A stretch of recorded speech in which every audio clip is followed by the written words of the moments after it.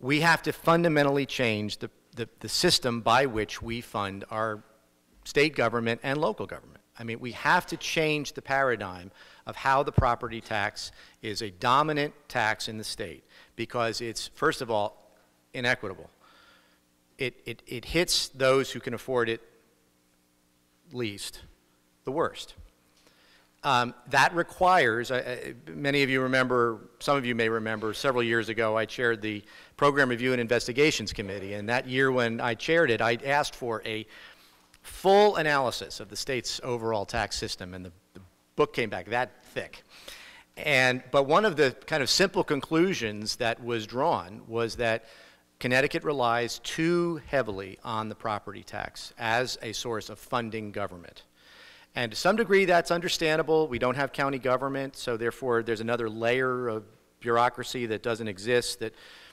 But when you put the burden of the property tax onto cities and towns and rely on it as heavily as we do to fund education, to fund special education, as well as to fund municipal government, you're creating not only an unfair system for many of our folks in the state who cannot afford it, but you're also making Connecticut uncompetitive economically.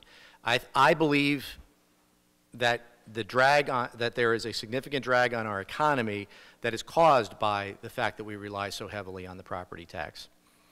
I think we really need to seriously look, if we're going to talk about changing that, seismically changing that over-reliance on the property tax that I described earlier, we've got to think about some of the big ticket items that we impose on cities and towns at the state level and expect them to cover. I think that we've got to figure out a way to shift that. What's the best example in my mind of that? Special education.